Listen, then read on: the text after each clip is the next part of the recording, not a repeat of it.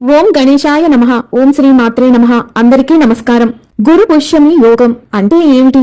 ఈ యోగం ఉన్నప్పుడు ఏ పనులు చేయవచ్చు, ఏ పనులు చేయకూడదు, బంగారం ఏ రోజున కొనాలి, ఏ రోజున కొంటే మళ్ళీ మనకి కొనే స్తోమత వస్తుంది, ఈ గురు పుష్యమి యోగం 2025 సంవత్సరంలో ఏ రోజుల్లో వచ్చింది అన్న పూర్తి విషయాలను ఈ వీడియో ద్వారా తెలుసుకుందాం. మొదటిసారి ఛానల్ ని చూసేవాళ్ళు మా ఛానల్ ని సబ్స్క్రైబ్ చేసి పక్కనే ఉన్న బెల్ ఐకాన్ ని ప్రెస్ చేయండి. దీనివల్ల మీకు రానున్న ఆధ్యాత్మిక వీడియోస్ అన్ని కూడా నోటిఫికేషన్ ద్వారా మీకు అందుతాయి. మా వీడియోస్ మీకు నచ్చినట్లయితే లైక్ చేయండి, షేర్ చేయండి. మన భారతీయ జ్యోతిష్ శాస్త్రం ప్రకారం తిథి, నక్షత్రం, శుభదినం లాంటివి శుభాలుగా భావిస్తాము. శుభదినాన మంచి కార్యక్రమాలు లేదా నూతన కార్యక్రమాలు ప్రారంభిస్తే అంతా మంచే జరుగుతుంది అన్నది మన విశ్వాసం.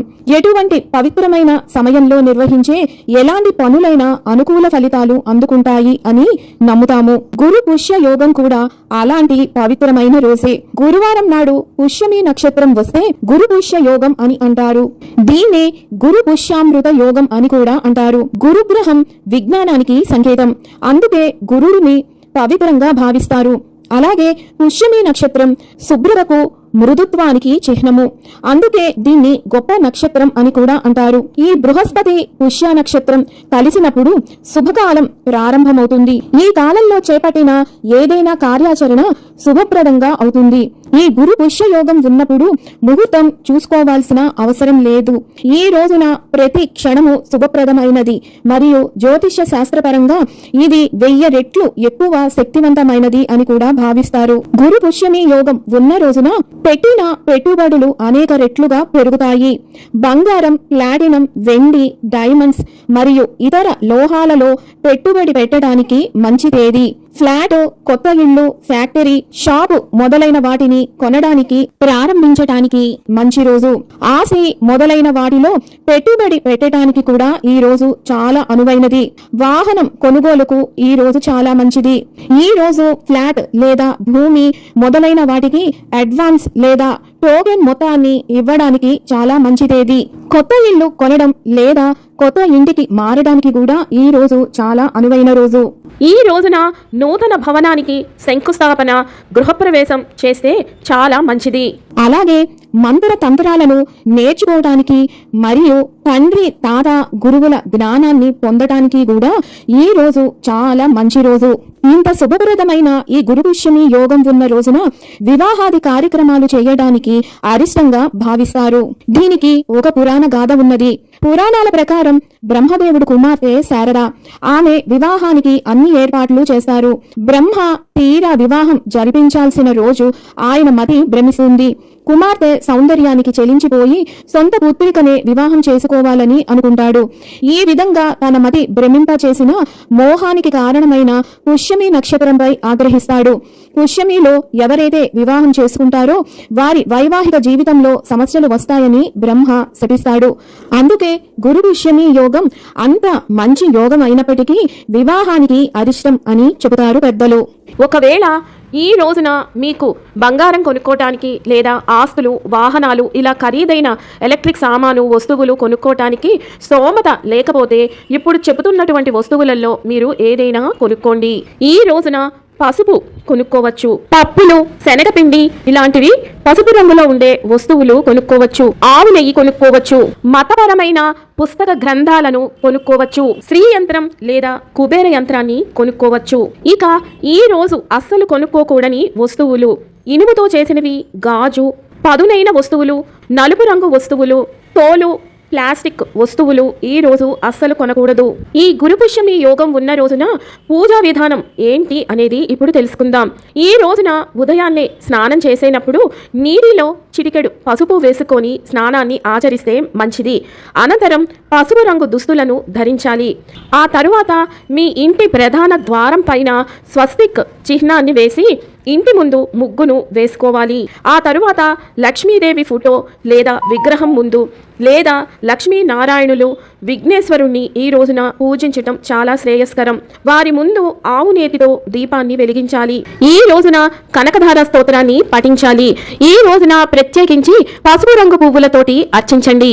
ఈ రోజున వీలైతే పసుపు రంగులో ఉండేటటువంటి నైవేద్యాన్ని, తీపి పదార్థాన్ని సమర్పించండి. మీకు అంత సమయం స్థితి లేకపోతే బెల్లం ముక్కను నివేదించండి. ఆ తరువాత మంగళ నీరాజనాన్ని సమర్పించి పూజను ముగించండి. ఈ రోజున బెల్లం, రొట్టెలు గోమాతకు పెడితే చాలా మంచిది.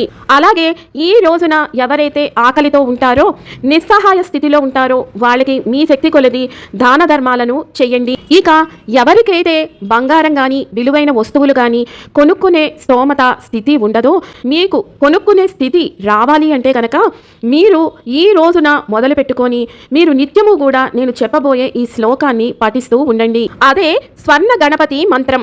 ఈ మంత్రం ఎవరైతే ప్రతి నిత్యము ఆవు నేతితో దీపం వెలిగించి ఆ తరువాత మీ శక్తి కొలది 108, 54, 21 సార్లు పఠిస్తారో వారి ఇల్లు నెమ్మదిగా స్వర్ణమయం అవుతుంది.